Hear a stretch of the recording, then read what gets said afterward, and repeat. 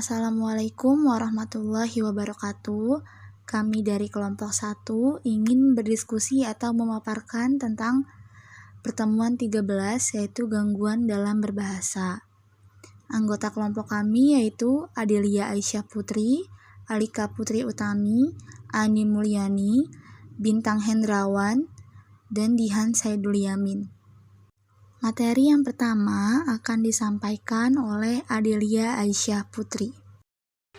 Saya akan mendeskripsikan wicara dan bahasa menurut Ki Laksana dalam Kamus Linguistik edisi keempat 2008, halaman 260. Wicara adalah kontinum bunyi bahasa yang dipergunakan untuk berkomunikasi.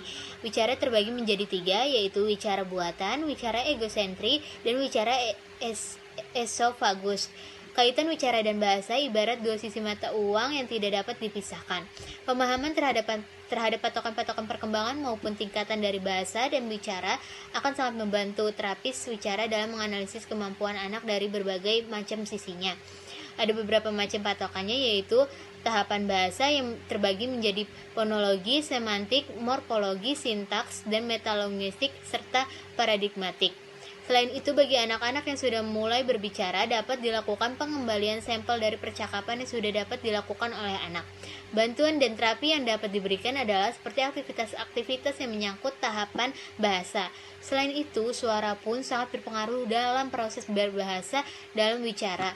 Karakteristik dari suara tersendiri dapat dibagi menjadi nada, kekerasan, dan resonansi, misalnya seperti suara sangau.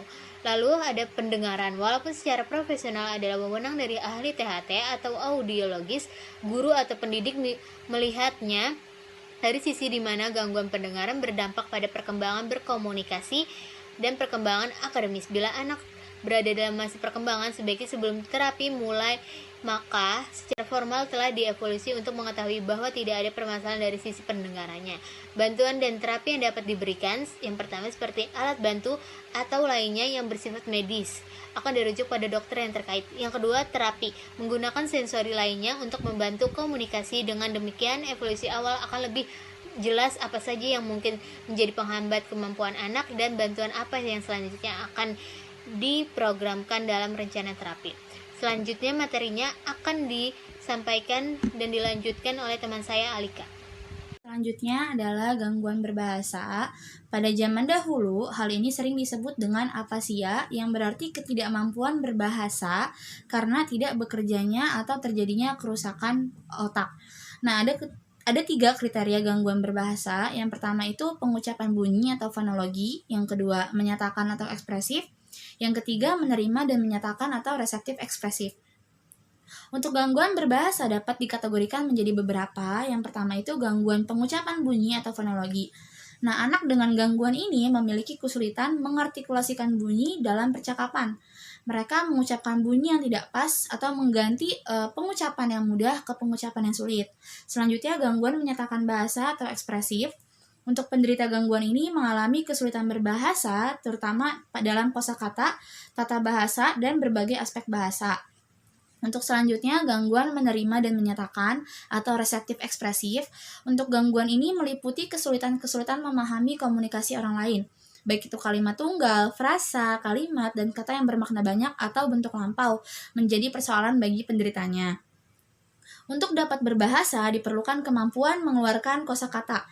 Ini berarti daerah Broca atau gudang tempat penyimpanan sandi ekspresi kata-kata dalam otak harus berfungsi dengan baik.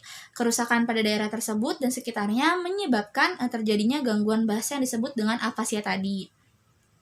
Untuk afasia itu dibedakan atas afasia ekspresi atau afasia motorik dan afasia reseptif atau afasia sensorik.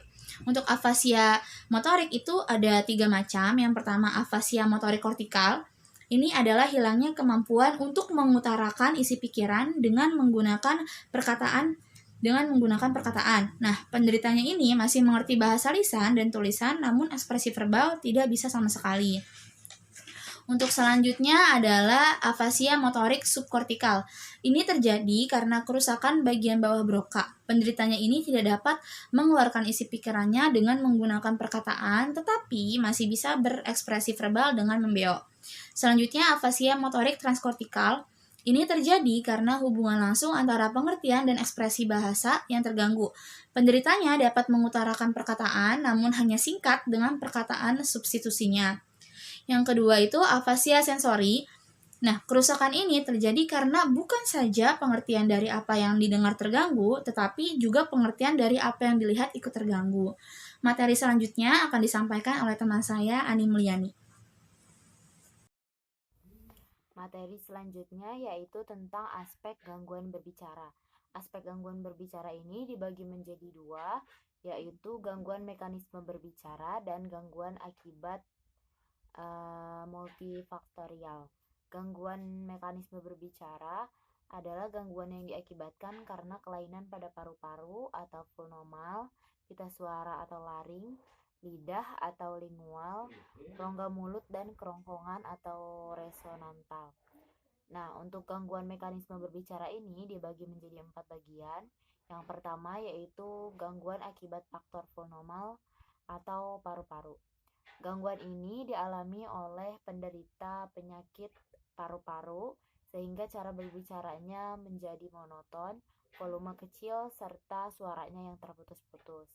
Untuk yang kedua yaitu gangguan akibat faktor laring atau pita suara.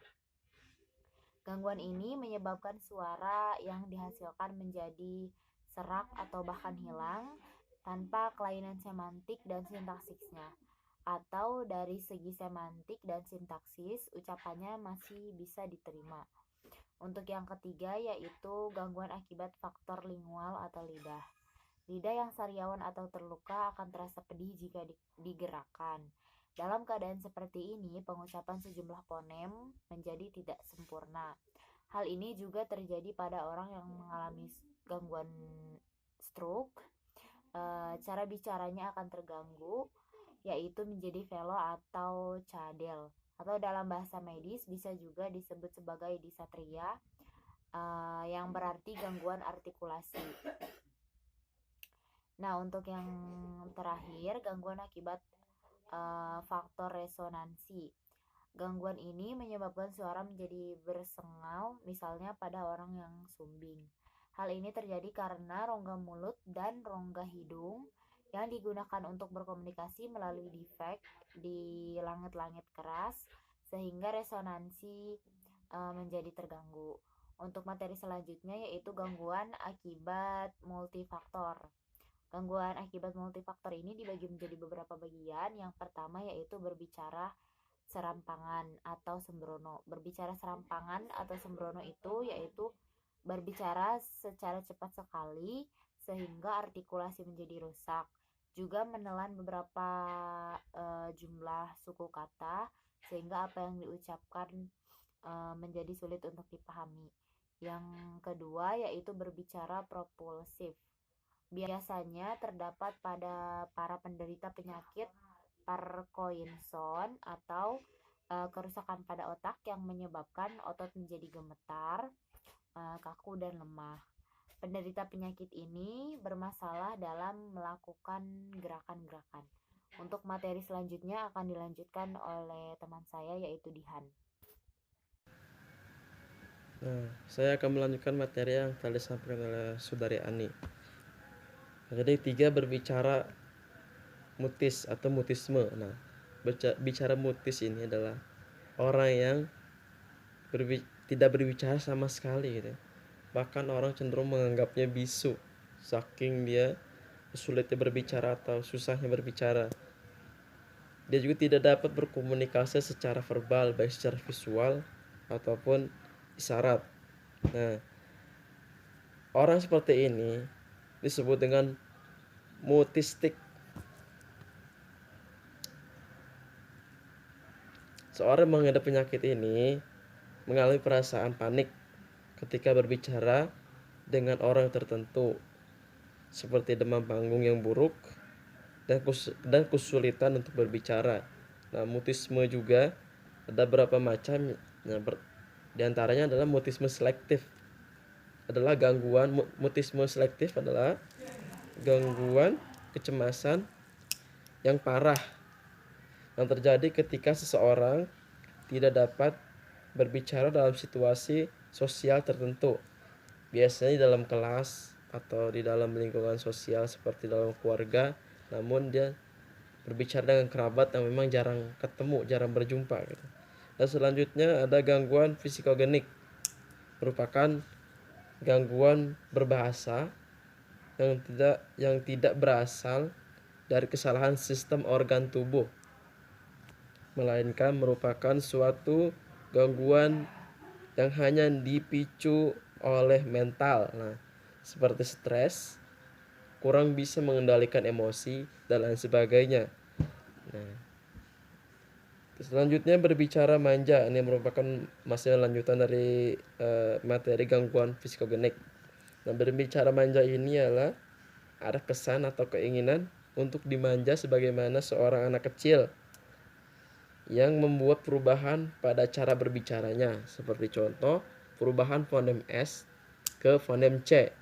Seperti contoh kata sakit jadi cakit, susu jadi cucu, sayang jadi cayang, dan lain sebagainya. Nah, selanjutnya ialah berbicara gagap. Nah, berbicara gagap adalah bicara yang kalau berbicara sering tersendat-sendat gitu kan, sering mendadak berhenti dan mengulangi suku kata pertamanya. Contoh, 4. Berbicara latah. Latah adalah respon reflektif berupa perkataan atau perhatian yang tidak terkendali yang terjadi ketika seseorang merasa kaget.